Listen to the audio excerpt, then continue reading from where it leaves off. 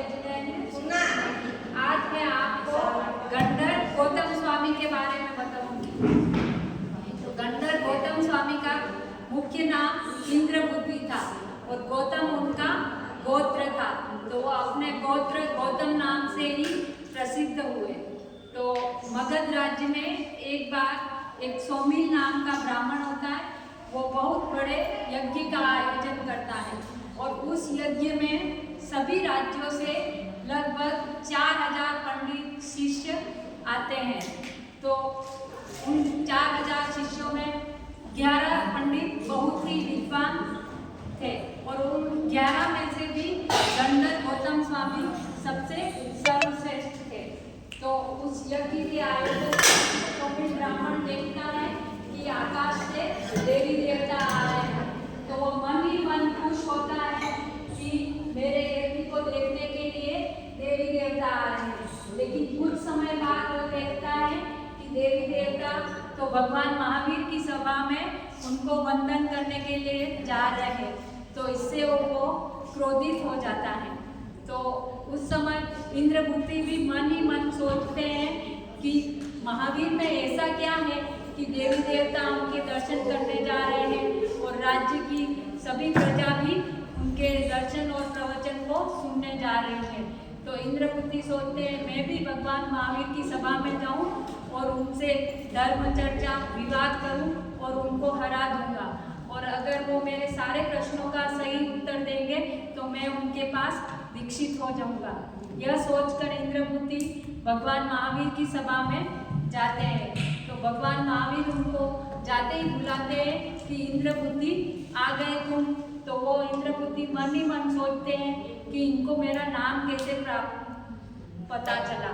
तो फिर वो वापिस सोचते हैं कि मैं तो बहुत बड़ा पंडित हूँ, सभी लोग मुझे जानते हैं, तो इनको भी मेरा नाम पता होगा।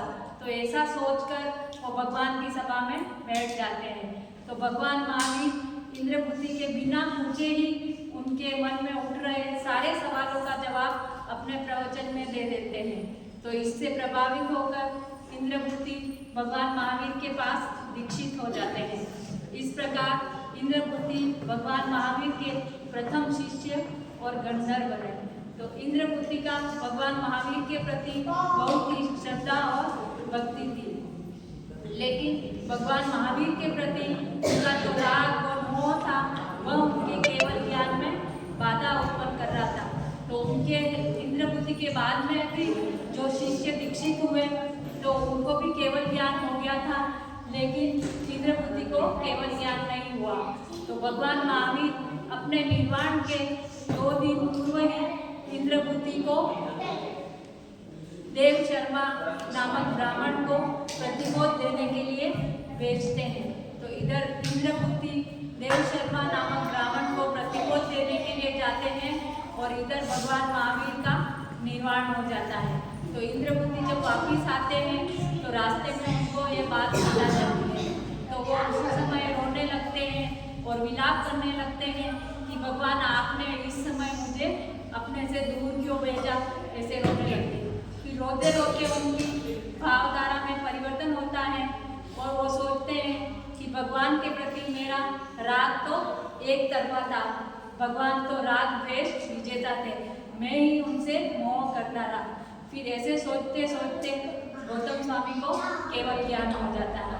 तो इसीलिए दिवाली के दिन रात को 12 बजे से पहले तो ये जाप किया जाता है कि महावीर स्वामी केवल ज्ञानी, गौतम स्वामी चौनानी। महावीर स्वामी केवल ज्ञानी, गौतम स्वामी चौनानी। और 12 बजे के बाद यह जाप किया जाता है महावीर स्वामी पहुँचा निर्वाण, गौतम स्वामी ने उपजा केवल ज्ञान। महावीर स्वामी पहुँचा निर्वाण, गौतम स्वामी ने उपजा केवल ज्ञान। इसीलिए अपने जैन धर्म में दिवाली का बहुत महत्व है कि इस दिन भगवान महावीर का निर्वाण हुआ और गौतम स्वामी को केवल ज्ञान हुआ। ओम।